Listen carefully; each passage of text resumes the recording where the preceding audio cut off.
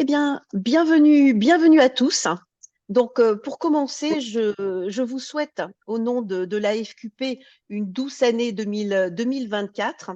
Et je suis ravie de vous accueillir pour ce premier petit déjeuner de l'année. Donc, vous êtes nombreux à avoir répondu présent sur ce thème de l'intelligence artificielle. Donc, l'association, la FQP Aura, sommes une association qui fédère des chefs d'entreprise, des responsables HQSE et de façon globale, tous ceux qui vont être intéressés par la performance globale au sens social et sociétal. Et dans le cadre de la mission que nous a confiée le président Henri Niguet, on souhaite acculturer les entreprises à la RSE par le biais de ces petits déjeuners mensuels sur des thèmes d'actualité.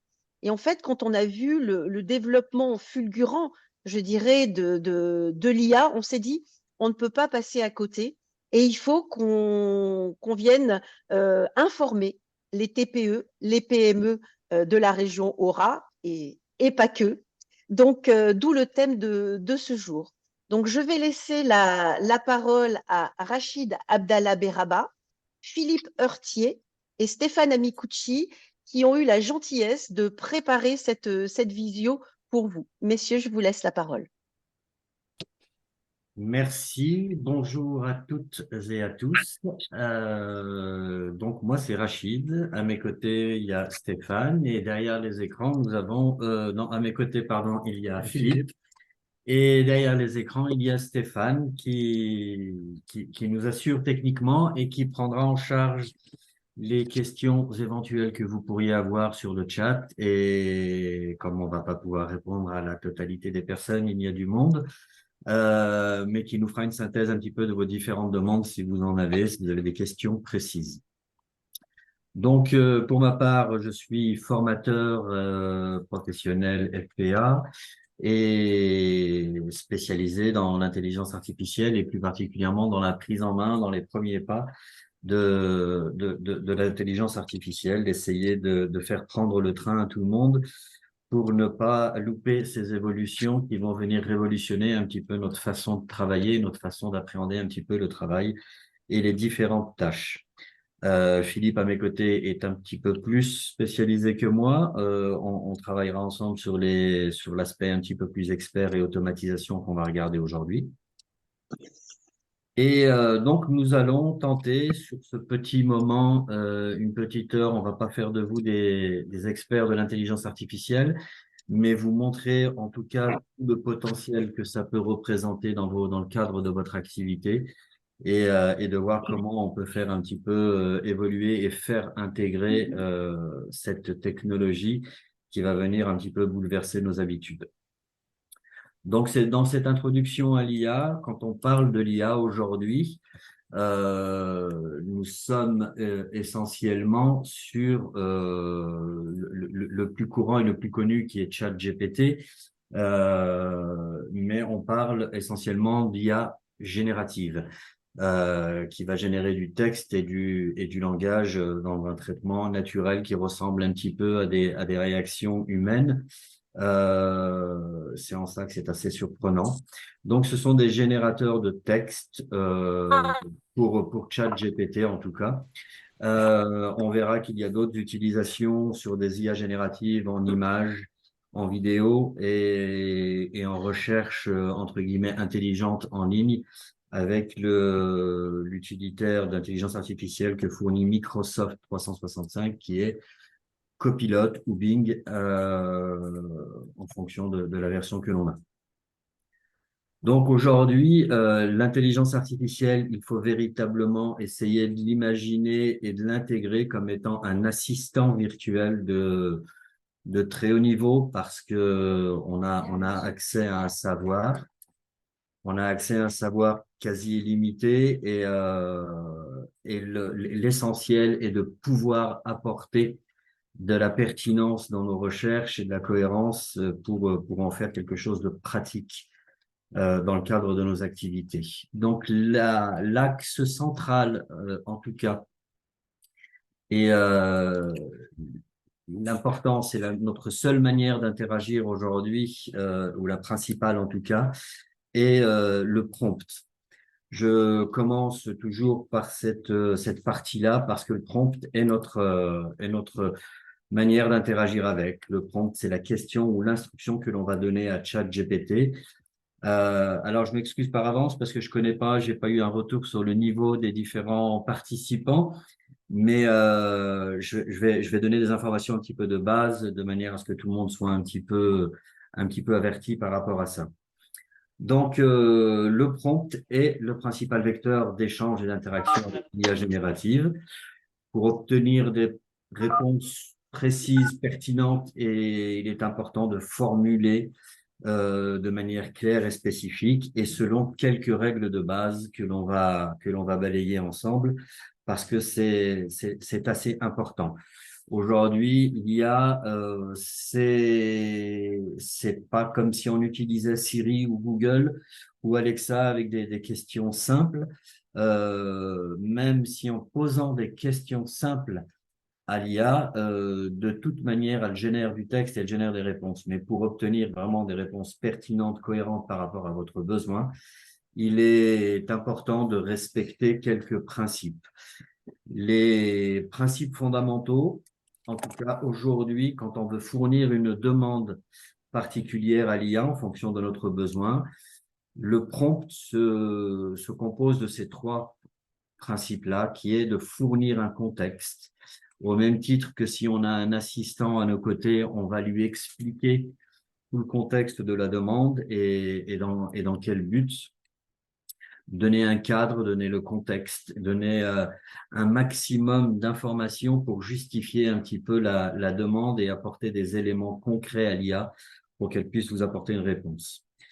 Il est important de lui donner un rôle parce que ça va affiner la recherche, ça va vous apporter encore plus de cohérence et plus de spécialité, entre guillemets. Donc, déterminer un rôle ou une expertise ou une spécialité peut, peut influencer très nettement la réponse de l'IA. Vous pouvez le définir comme étant un collaborateur, comme étant un expert dans un domaine particulier ou un enseignant en fonction de vos besoins. Vous pouvez utiliser aujourd'hui ChatGPT comme un formateur. Vous pouvez générer de l'auto-formation. Il sait faire. On peut lui générer aussi de manière à ce qu'il puisse vous poser des questions. Et à ce moment-là, ça devient un petit peu plus pertinent encore. Et enfin, on pose une question de manière claire, bien formulée, à la fin de ce prompt, une fois qu'on a détaillé. Je vous conseille même le prompt de départ sur un dossier en particulier. Donc, il y a tellement de manières et de besoins, mais il est clair d'avoir une demande particulière cohérente et de consacrer un dossier spécifique à chaque projet pour ne pas mélanger les demandes d'information. Donc, il est important de bien préciser sa question, d'avoir une question claire, précise, concise, de manière à obtenir une réponse. Ensuite, on a essayé de déterminer quelques conseils et astuces, toujours par rapport à ces règles du prompt. Donc, comme je viens de le dire, il faut être concis, spécifique dans la rédaction. Veiller à l'orthographe et à la ponctuation, c'est important de faire des phrases courtes et de bien ponctuer parce qu'il est sensible à ça et ça favorise aussi la clarté des réponses. L'ajout d'exemples est très important. Ça lui permet de donner un cadre, une structure. Vous pouvez lui fournir des cas concrets sur une structure de texte, sur un style, enfin voilà. Quand vous avez quelque chose dont vous voulez vous inspirer, il est important de lui fournir l'exemple pour qu'il s'en inspire et que ça puisse correspondre à ce que vous vouliez. La reformulation des prompts est également importante. On peut s'apercevoir qu'à une demande, on n'a pas la réponse que l'on souhaitait avoir ou que ça prend pas la direction que l'on souhaite. Il est pas inutile de reformuler son prompt pour améliorer la réponse. Vous pouvez personnaliser vos réponses en précisant le style que vous souhaitez.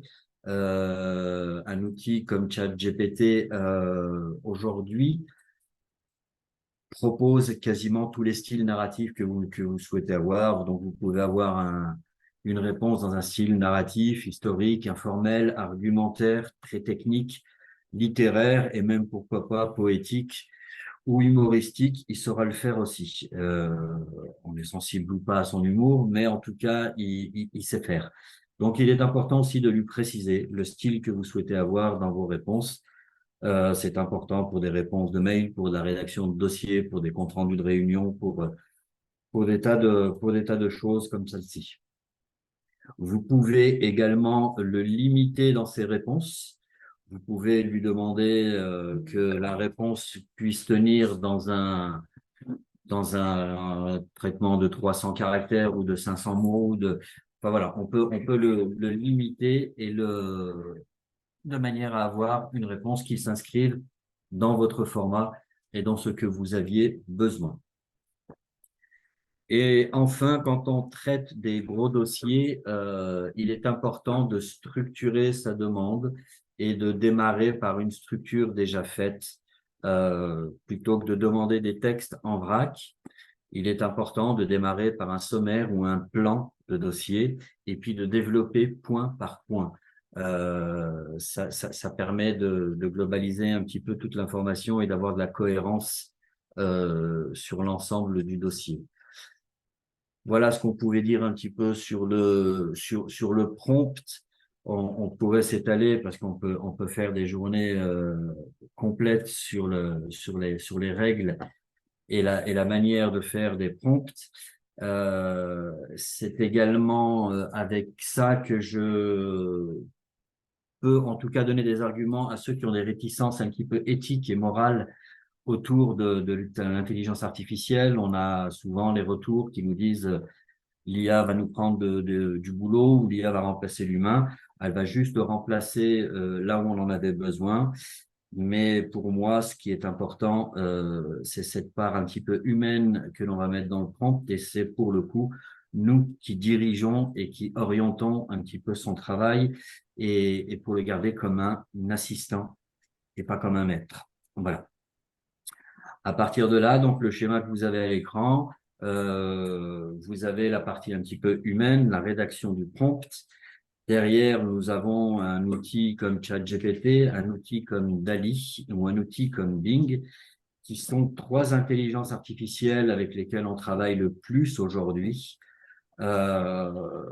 ChatGPT étant la partie générative de texte essentiellement. DALL-E, qui est une intelligence artificielle qui génère de l'image. Et Bing, qui est une intelligence artificielle qui permet d'avoir Ok. de la recherche en ligne intelligente, entre guillemets, pour avoir des véritables outils pour développer une recherche, pour développer des synthèses de sites ou des recherches un peu particulières.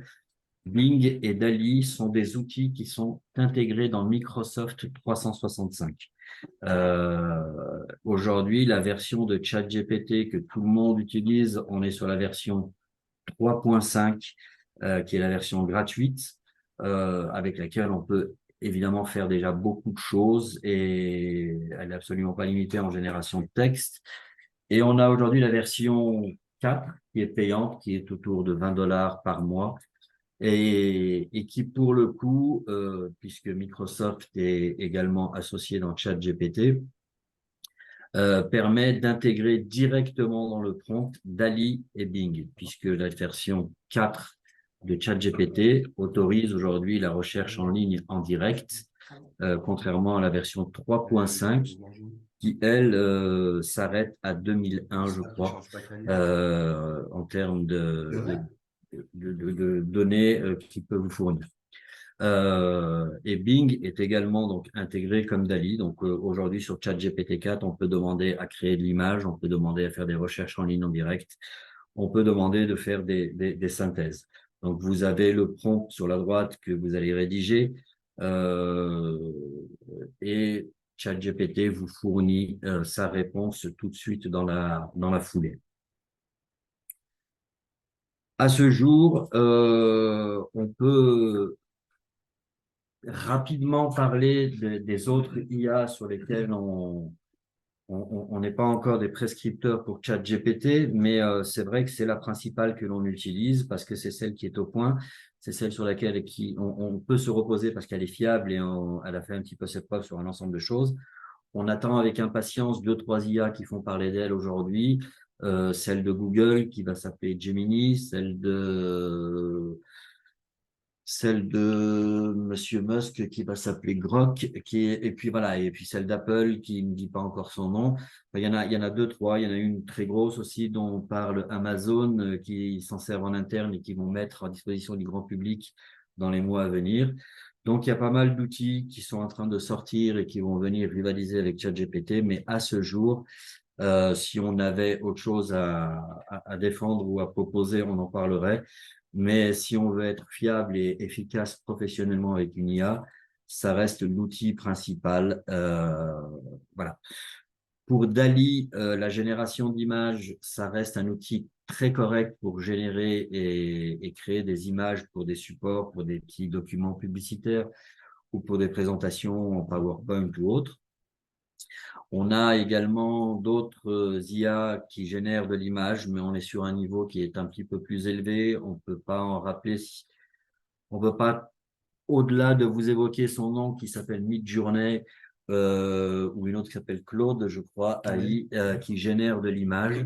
Mais là, on est dans un niveau quand même assez professionnel en création d'images. C'est déjà très technique et ça nécessite au moins une formation pour pouvoir aborder le sujet. Dali, Chat et Bing sont des outils assez intuitifs que l'on peut travailler de manière assez rapide. C'est une prise en main assez rapide en tout cas. Nous, par expérience, sur une journée de formation, on sait que les utilisateurs ou les apprenants ont pris en main l'IA complètement et peuvent travailler avec directement.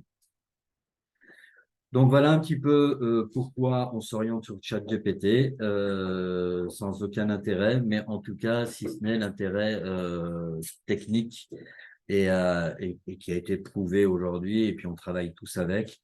Donc voilà, et puis on ne manquera pas de vous tenir au courant dès que cela évoluera, dès qu'on aura des outils un petit peu nouveaux et efficaces pour pouvoir travailler avec. Notamment la version 5 Et va notamment, arriver. oui, la version 5 de ChatGPT qui arrive et qui est assez prometteuse, euh, puisque visiblement, il va arriver des choses qu'on n'est pas prêt à recevoir tout de Non, suite. ouais. Donc voilà, c'est assez surprenant globalement.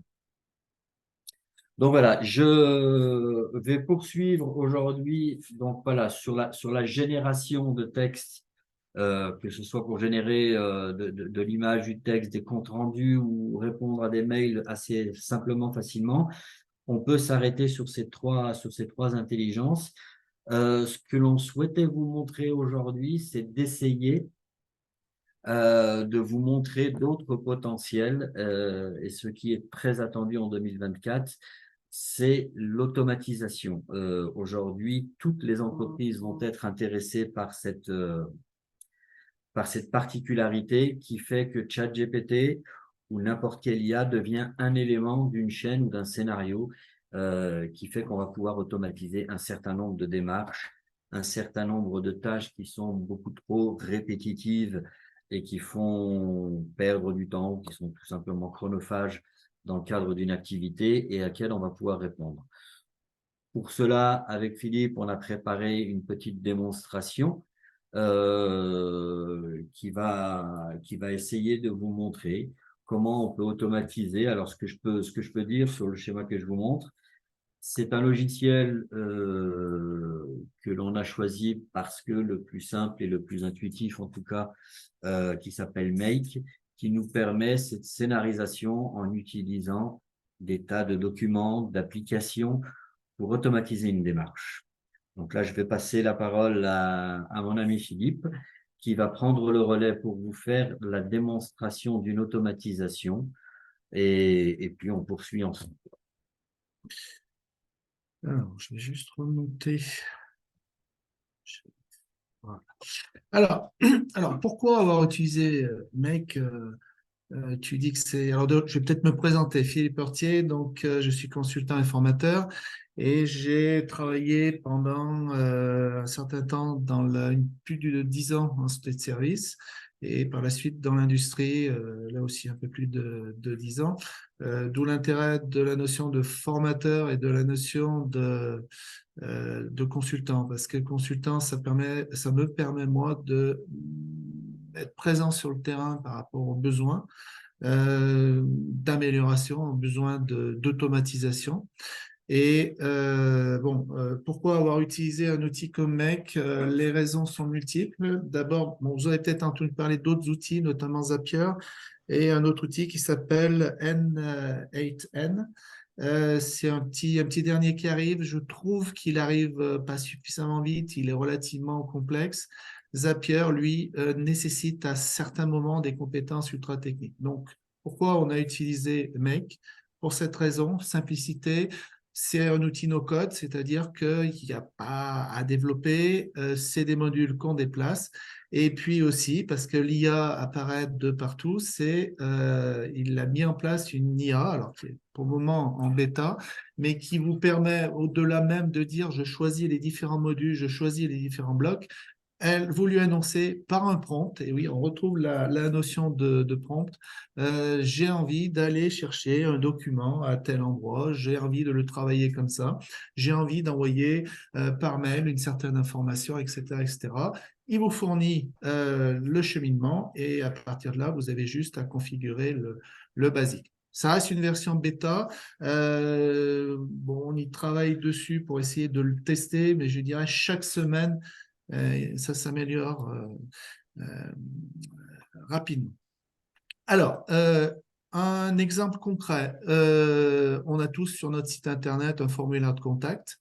Ce formulaire de contact, mettons qu'il soit générique, hein, on va prendre un certain nombre d'hypothèses dans le cadre de notre présentation. Ce formulaire, forcément, il va arriver, par exemple, sur une adresse générique et souvent, il y a une personne qui va décider, je l'envoie au service commercial, je l'envoie à un autre service, qualité, service ressources humaines. Donc là, on va regarder un exemple. Mettons que la personne est renseignée dans la partie votre question, votre commentaire. Là, on voit que c'est une première demande qui concerne des informations sur les services et produits de l'entreprise. Mais ça peut être aussi quelqu'un qui, excusez-moi le terme, nous allume complètement et nous annonce une insatisfaction, etc. Et une troisième personne qui va, dans le cadre de notre exemple, se proposer ces services et éventuellement mettre un CV en commentaire. Alors, c'est clair que ces personnes, il est intéressant de leur répondre assez. Alors, je vois que je suis en doublon. De leur répondre assez rapidement et surtout en phase avec leurs besoins. Le premier, il est clair qu'il faut l'envoyer aux commerciaux, le deuxième au service client et le troisième au RH. Dans ce cadre-là, on va se poser la question, comment je fais en automatique pour l'envoyer à ces différents services qui vont les traiter? Donc, mais c'est clair que souvent, on va prendre pour notre cas, c'est envoyé par mail à ces différents services qui, eux, vont les traiter. Et puis, souvent, même nous, quand on tente d'utiliser un formulaire, ce qui est frustrant, c'est d'avoir une réponse. Nous avons pris en compte le contenu, votre demande, nous vous répondons dans les plus brefs délais. C'est très frustrant. Et ce qui serait bien, c'est éventuellement qu'une IA vous réponde de façon plus humaine. Alors, c'est peut-être un paradoxe de dire c'est une IA et ça va être plus humain. Oui, parce que la personne a indiqué au niveau de sa question des choses relativement précises et en fonction du contexte, il est intéressant de lui répondre dans le cadre de sa demande. Et surtout, et c'est là où c'est intéressant, si la personne repose une question parce qu'elle n'a pas la réponse suffisamment rapide, elle va avoir une réponse qui va être différente et adaptée à sa nouvelle question sur la base de la mémorisation de sa première question. Donc, chaque service doit répondre à chaque instant. Alors, vous allez me prendre pour un obsédé de la lettre M. Non, tout simplement, j'ai voulu vous montrer que à chaque étape, je peux aller chercher des informations dans des fichiers, dans un CRM, etc. Mais tout ça, ça prend du temps. C'est pas forcément très agréable. Donc, mettons que tout ça, on peut s'en affranchir. Ah, bien sûr, il faut avoir configuré des prompts. Là aussi, on retrouve la notion de prompt. Et au final, on va envoyer un mail au client. Comment on peut faire tout ça? Avec un outil qui est l'outil dont parlait Rachid, qui est l'outil qui a été fabriqué par OpenAI. Alors, il y a d'autres outils, hein, ChatGPT et DALL-E, vous en parlez, mais aussi Whisper qui va traiter la partie audio. Et on va adjoindre tout ça, on va y adjoindre un outil qui s'appelle Make. Alors, ce que je vais faire, je vais vous le montrer globalement. C'est un outil avec différents modules. Voilà, on les déplace, on essaye de voir comment éventuellement ils vont fonctionner. On peut les faire tourner en arrière-plan, j'y tiens. Donc, je repars sur ma présentation. Voilà, notre cas d'école. Le cas d'école, on a le formulaire.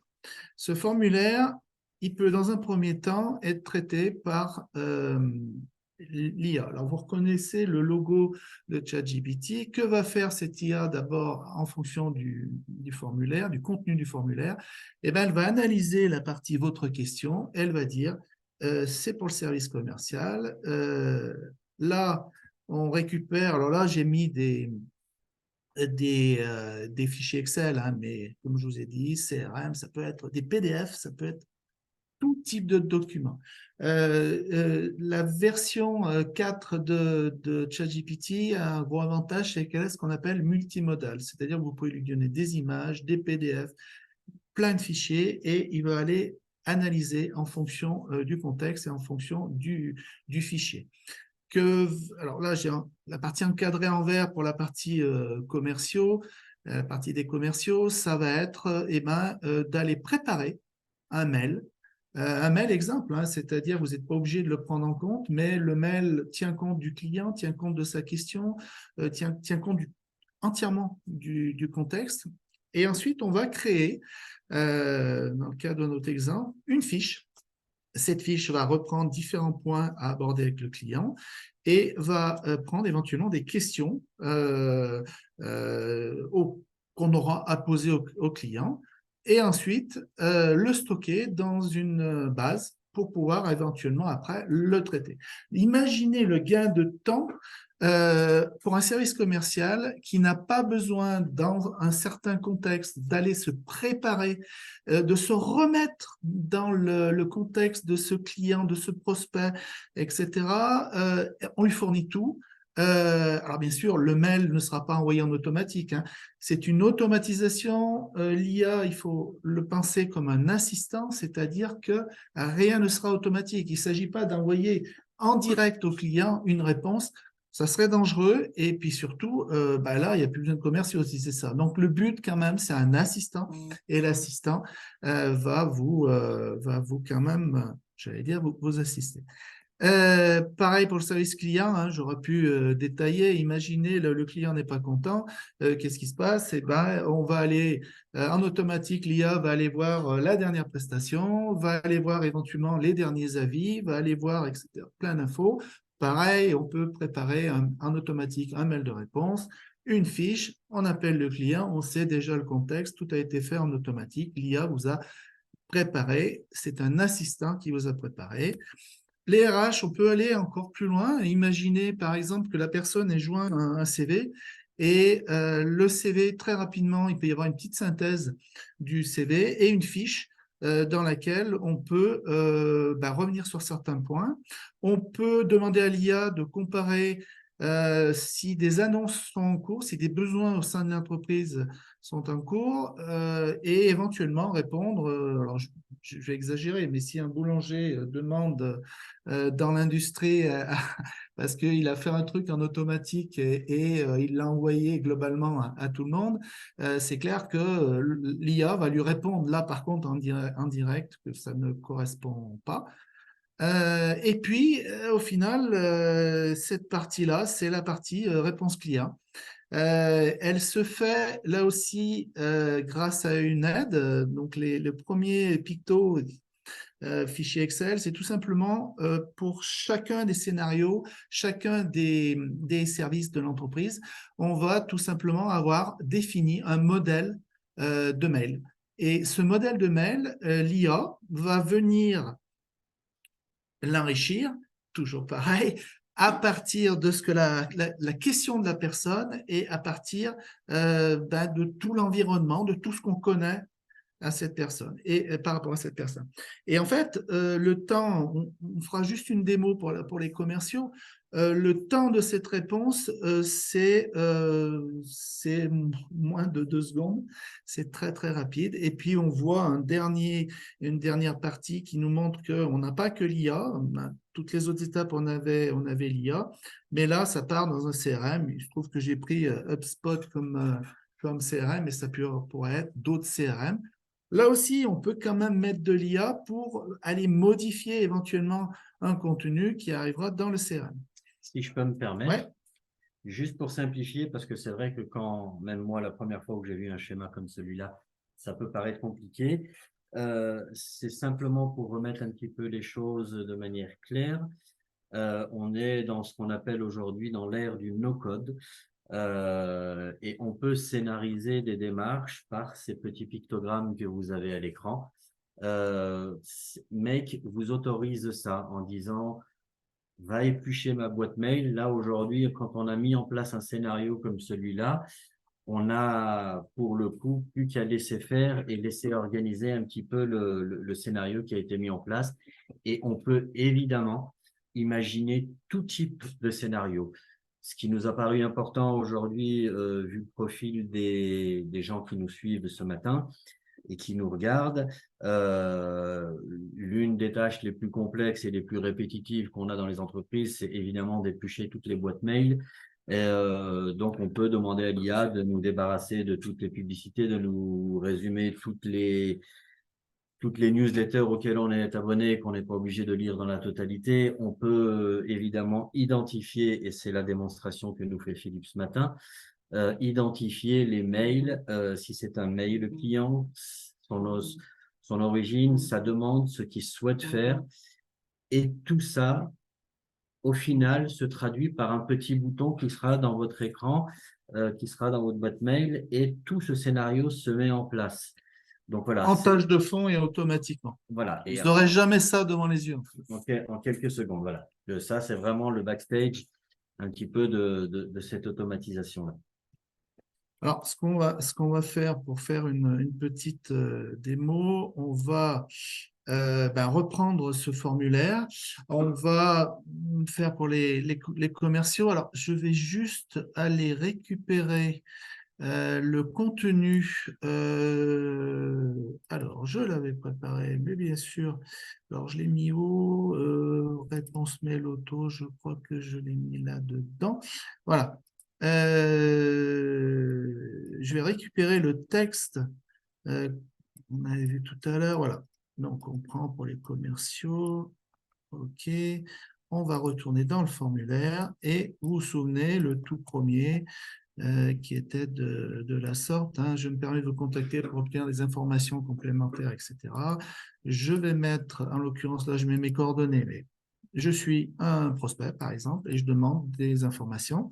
On va juste peut-être spécifier une information société AZE.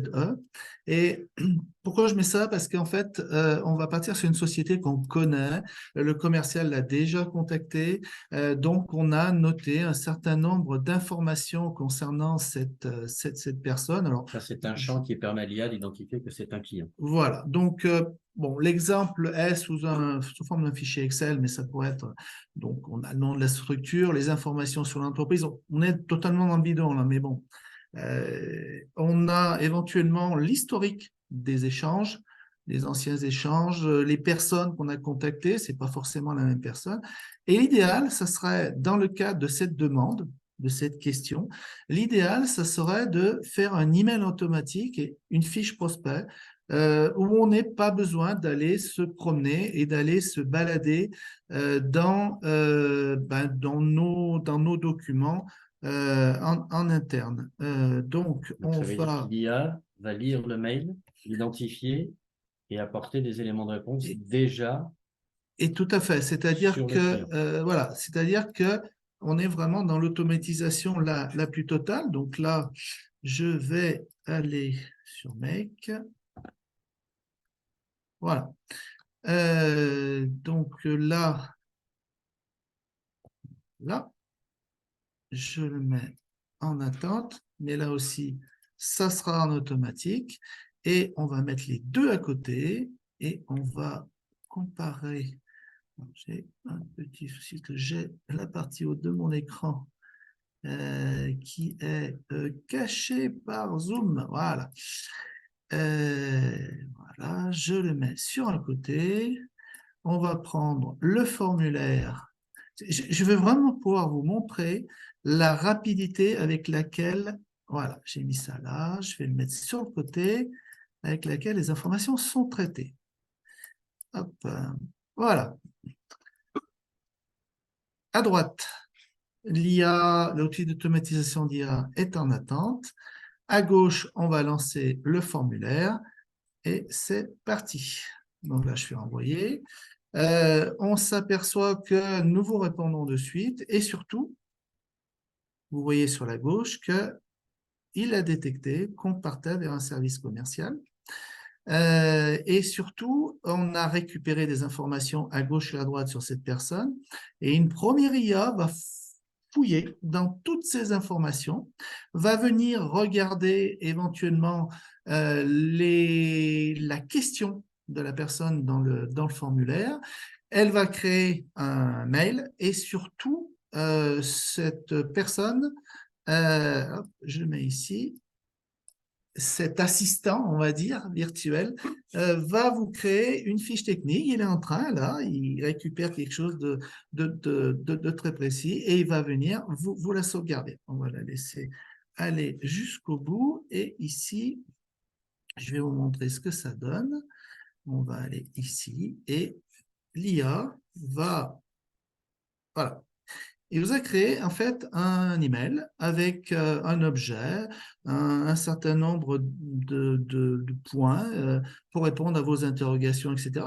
Là aussi, c'est un prompt, hein, on peut l'adapter. Et Donc là, on surtout, a généré un prompt dans l'IA, dans notre automatisation, pour lui dire, fais-moi une proposition d'un mail, la rédaction d'un mail, tout à fait. un petit rappel de qui est le client avec quelques arguments éventuellement pour pouvoir négocier ou discuter avec sur… Voilà, donc ça va être les sujets à aborder après avec l'information. monsieur et des questions à poser à monsieur. Donc, vous n'avez pas besoin d'aller chercher ces informations sont prêtes. Un mail de réponse qui tient compte de sa question et de son contexte sont créés automatiquement. Il faut voir que le mail, et c'est très important, n'est pas envoyé directement au client, il est à disposition Il est à et on disposition peut… et soumis à validation. Il n'y Tout a à plus fait. qu'à envoyer. Et soumis à validation. Voilà. Au passage, je ne sais pas si vous avez remarqué, mais sur la partie basse, en même temps qu'on partait dans l'analyse pour le service commercial, un mail est parti au service client. Et ce qui est important, c'est qu'on a préparé en fait des réponses types, des mails types, et ce mail type est adapté en fonction de la question du formulaire et du contexte de la personne. Ça veut dire que si cette personne repose sa question dans le formulaire, en nous annonçant, ben, vous ne m'avez pas répondu de suite, vous avez oublié ci, vous avez oublié là, la personne qui pose la question va avoir l'impression ben, que la première demande a été prise en compte, que son contexte a été pris en compte, et c'est quand même beaucoup plus humain que nous allons traiter votre demande dans les plus brefs délais. Voilà, j'ai à peu près fait le tour. Alors, je préfère vous faire la démo en automatique pour les autres services. Ça ne vaut peut-être pas le coup. Hein. Pas tout de suite, on va essayer de répondre à une ou deux questions qui nous ont été posées sur le chat. Alors, ce qui serait peut-être intéressant, c'est qu'on regarde la partie…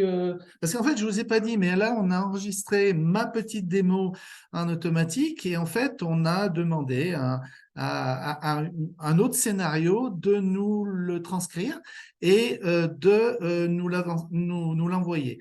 Imaginez qu'on est dans le cadre d'un scénario, vous avez fini une réunion, un audio de la réunion a été capté et le temps de revenir à son poste de travail, et ben en fait, l'IA a travaillé en arrière-plan et vous a... Alors, il faut juste que je retrouve l'information. Elle est ici. Hop. Voilà. Alors, en formation, on travaille sur plusieurs écrans, ce qui fait que il faut juste que je le retrouve. Rachid prend peut-être le relais le temps que je récupère. En attendant, il y a quelques questions qui ont été posées sur les règles du prompt, à savoir si ce sont les mêmes règles pour Bard. Alors, ça me permet d'apporter au moins 2 éléments de réponse. C'est que Bard, on l'a testé en génération de texte, et même selon le propre aveu de Bard, hein, ils sont pas encore tout à fait au point et pas tout à fait fiables, mais les règles du prompt sont les mêmes dans l'IA générative. C'est vraiment contextualiser sa demande, donner un rôle et de poser une question claire avec toutes les petites astuces que l'on vous a communiquées. Je mettrai à disposition de Valérie là, le petit récapitulatif de ce que l'on a vu avec les règles du prompt et toutes les astuces et conseils pour que ça soit à disposition. Mais généralement, les règles sont les mêmes dans ce qu'ils appellent aujourd'hui l'ingénierie du prompting, puisque c'est le terme à la mode. Alors, ce qui est intéressant, c'est plus les réponses. Il faut savoir que toutes ces IA ont été formées avec des données qui ne sont pas les mêmes, ce qui fait que les réponses sont différentes. Ouais. Si je prends ChatGPT, ça va être plus par bloc. Si je prends une autre IA comme Claude, lui va être plus imbriqué. Donc, ce qui peut être intéressant à des moments, c'est de fabriquer le texte avec une IA, le passer à une autre qui va le revoir. Voilà. Avant de continuer, j'ai retrouvé le mail qui a été envoyé et en fait, on se rend compte que l'IA a en quelque sorte pris des notes. Alors, c'est pas des notes, c'est tout simplement, elle a retranscrit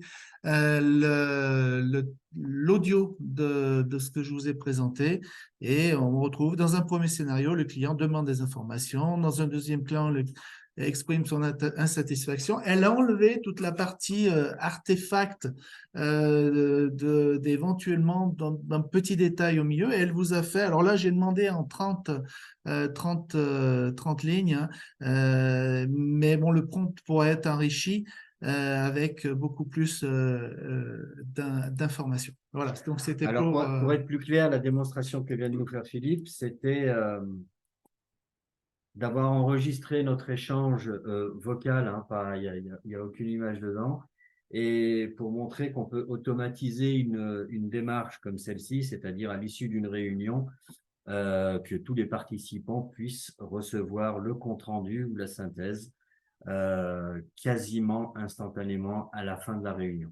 Donc, on enregistre et on met en place un scénario, on lui demande d'enregistrer, de retranscrire ça en texte. Ce texte est fourni à ChatGPT qui en fait une synthèse selon le prompt qu'on lui a donné et le style que l'on souhaitait avoir. Et derrière, on lui demande d'envoyer par mail à tous les participants ce compte rendu. Donc voilà, ce que vient de faire Philippe, voilà, bon résumé.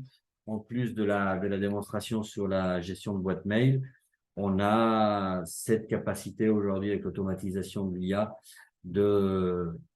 d'enregistrer et de fournir un compte rendu qui est envoyé à une liste de mails qu'on aura préalablement préparé et ce sera envoyé directement à la fin de la réunion.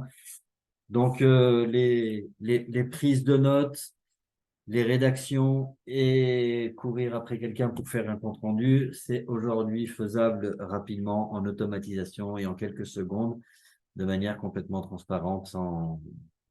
On aurait pu rajouter d'autres informations comme les personnes présentes à cette réunion, le sujet de la réunion qui serait venu enrichir le prompt. Je vois qu'il y a une question qui se trouve être: les logiciels de détection d'IA sont-ils fiables? Est-il possible de les contourner? Alors, oui, ils sont fiables. Tout dépend, en fait, ce que vous avez indiqué dans le prompt. Hein. Il est toujours possible de lui dire de ne pas faire certaines choses. Alors, est-il possible de les contourner? Je pense que la personne qui a posé cette question fait allusion à la notion de GPT, c'est-à-dire, là, on en a, je pense, tous entendu parler, c'est quand vous allez De créer son propre robot. voilà, on va créer son propre robot qu'on va enrichir avec des informations de la société, et beaucoup créent, sans être bien au courant, leurs propres GPTs, et vous pouvez poser la question dans certains, et bon, on explique comment le contourner dans le cadre des formations. Certains posent une question: comment as-tu appris tout ça? Et il y a toutes les informations qui sortent. Non, ça, on peut tout à fait le bloquer et contourner, mais là aussi, il faut être formé à faire ça. Ce qui permet d'enchaîner sur la question suivante, et puis on va en parler très rapidement parce que, heureusement ou malheureusement, je ne sais pas encore comment on doit le positionner, mais on est encore dans une espèce de flou juridique. On nous posait la question sur la confidentialité et la protection des données. La protection des données, on n'est pas plus avancé, ni plus ni moins que tout l'aspect digital et numérique dans lequel on baigne depuis quelques années déjà. Sur la confidentialité en dehors des GPTs, là, les petits robots personnalisés que l'on peut proposer aux entreprises avec l'intégration de données qui sont propres à l'entreprise, on n'a pas d'éléments encore très, très fiables sur ce domaine-là. Une chose est certaine, c'est qu'il n'y a pas d'éléments qui sont repris en copier-coller ou en plagiat de quelques données. On sait que l'IA s'inspire, entre guillemets, de l'ensemble des données auxquelles elle a accès pour proposer des réponses, et sur du langage et pas sur du résultat qui serait un copier-coller. Il faut savoir qu'il y a plusieurs versions de ChatGPT. Il y a une version qui s'appelle Entreprise, et il y a possibilité vraiment de dire je vais faire en sorte que l'IA n'apprenne pas de mes propres données, qu'elle risque de sortir à d'autres. Donc là, alors maintenant, pour ce qui est du juridique, les États-Unis, parce que ça reste en ce qui concerne ChatGPT, un outil américain, ont légiféré, mais là, je dirais c'est plus pour pouvoir contrôler le bateau. L'Europe, il y a quelques semaines, a mis en place un certain nombre de choses. Honnêtement, ils ont, je pense, tous compris que tout va très vite et qu'il faut sécuriser tout ça.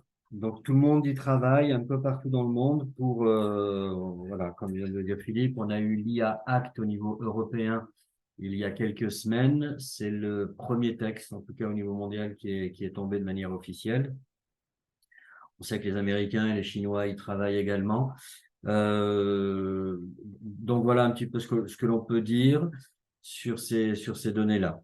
Je vois qu'il y a une question aussi sur les données échangées sur ChatGPT. Alors, Est-ce oui. qu'elles vont enrichir les connaissances de l'IA sur nous-mêmes au même titre que les informations publiées sur le web? Oui, si vous ne lui indiquez pas, et là c'est le but d'une formation, sur comment faire pour pas qu'elle l'utilise. Voilà, je ne sais pas si tu veux ajouter quelque chose par rapport à ça. Non, c'est de dire, c'est un petit peu le principe de l'IA d'aujourd'hui, ce système neuronal qu'ils ont mis en place. C'est de se dire qu'on va nourrir de toute manière ce système-là pour apporter un peu plus de données. Mais là où on n'a pas de souci à se faire, comme je le disais tout à l'heure, il n'y a pas un copier-coller, où il n'y a pas du plagiat possible de la part de l'IA. Au même titre, je suis désolé de cette comparaison, mais au même titre que nous, en tant qu'humains, quand on se penche sur un sujet, on s'inspire évidemment des cours que l'on a suivis, on s'inspire évidemment des lectures que l'on a eues et de toute l'ingénierie que l'on a pu étudier sur un sujet. Et on est capable de restituer de manière un peu technique. Aujourd'hui, l'IA s'inspire effectivement d'un certain nombre de données qu'elle a avalées, et pour en restituer avec un langage qui nous appartient, mais ce ne sera jamais un copier-coller ou un plagiat d'une partie d'une œuvre ou d'un bouquin. On peut lui dire aussi ne mémorise pas mes données. Ça, c'est aussi Et on a une aussi la possibilité. possibilité, ce qu'on n'avait pas dit jusqu'à présent, aujourd'hui sur ChatGPT 4, de faire sourcer l'ensemble des données qu'elle vous donne. C'est-à-dire, on peut lui dire où tu as trouvé ça, je veux le lien, et de pouvoir avoir et disposer des sources qu'elle a utilisées pour vous fournir la réponse. En termes de données, je pense qu'on a fait un petit peu le tour. Que l'on peut ajouter ensuite, c'est sur ces évolutions récentes de ChatGPT 4, il nous a été offert de pouvoir utiliser un certain nombre de plugins qui sont des petites applications qui vont venir se greffer à ChatGPT 4 pour améliorer encore l'utilisation. Les plugins, on en a des tas. Quand on souhaite faire une analyse d'une vidéo, d'un site, il suffit aujourd'hui de donner une adresse ou le lien d'une vidéo YouTube et d'en faire en quelques secondes un résumé ou une extraction des arguments les plus importants. On peut aujourd'hui avoir des plugins qui travaillent des PDF, rendre des fichiers PDF pour les commerciaux intelligent, c'est-à-dire qu'on se met à communiquer avec notre fichier PDF, parce que c'est vrai que on a vu avec certains commerciaux il peut y avoir des dossiers avec des centaines de pages et des dizaines de milliers de références. Aujourd'hui, on peut donner ça à l'IA et de lui dire extrais-moi uniquement ces références-là ou d'avoir des données et puis d'aller sur quelque chose de très précis et très rapide en termes d'efficacité. Ensuite, créer éventuellement le PowerPoint pour la réunion Exactement, qui permettra. on avait fait un test comme celui-là où on avait donné un fichier de 300 pages à l'IA et en lui demandant d'extraire uniquement une catégorie de produits qui représentait une quinzaine de références en disant j'ai un rendez-vous cet après-midi avec tel client, je veux extraire toutes ces références concernant ce produit-là.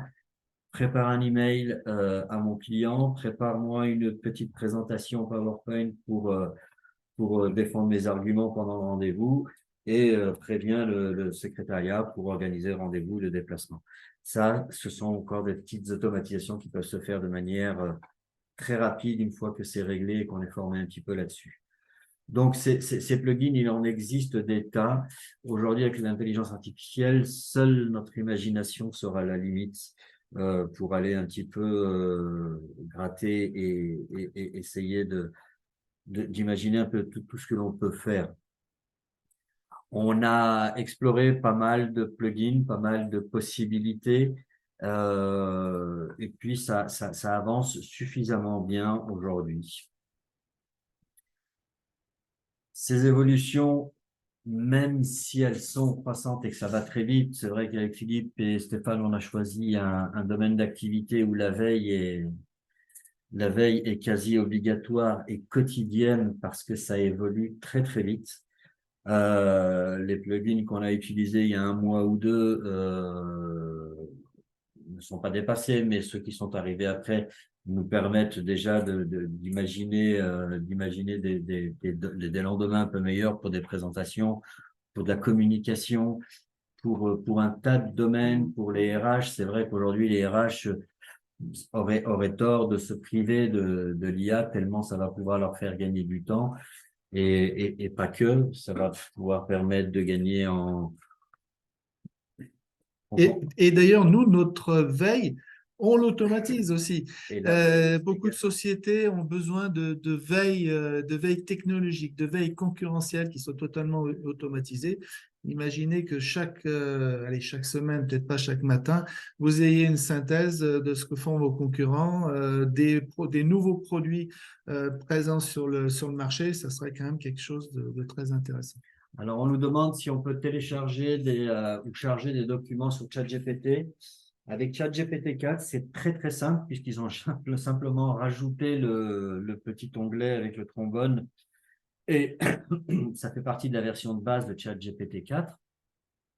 Et il est simplement, il suffit de cliquer sur le petit trombone, d'y intégrer un fichier PDF ou JPG ou autre. Il y a d'autres formats qui peuvent être reconnus. ce qui permet effectivement de le charger très très simplement sur ChatGPT 4. Sur ChatGPT 3.5, la version gratuite, ça reste encore un petit peu compliqué. On peut faire du copier-coller. On a une limite de texte qui est assez importante, qui nous permet de travailler. Moi, je peux copier une dizaine de pages d'un fichier Word sur un prompt euh, et qui sait traiter ça parfaitement sans aucun problème. Donc voilà, on va bientôt arriver un petit peu à la fin. Si vous avez d'autres questions, en tout cas, on a essayé de mettre en lumière aujourd'hui un petit peu toutes ces possibilités. On a dû aller un petit peu vite. À vous de nous dire sur deux, trois questions sur le final, savoir si on peut y répondre. Mais en tout cas, voilà, l'idée, c'était vraiment de mettre la lumière un petit peu sur l'utilisation de l'IA pour voir un petit peu tous les potentiels. Avec Philippe, Stéphane, on peut vous proposer des modules de formation qui soient spécifiques, évidemment taillés sur mesure, parce que chaque entreprise aura son besoin, chaque service aura son besoin spécifique qui pourra le faire avancer, mais en tout cas, ne loupez pas le train de l'IA, parce que ça va à une vitesse folle. Les entreprises qui arrivent sont toutes équipées d'IA. L'ensemble des documents que l'on traite, le PAC 365, comme on l'a vu, on sait qu'il y aura de l'IA qui sera complètement intégrée dans les logiciels qui vont traiter le graphisme pour le service com. On sait que le pack Adobe Illustrator, Photoshop sont équipés d'IA aujourd'hui.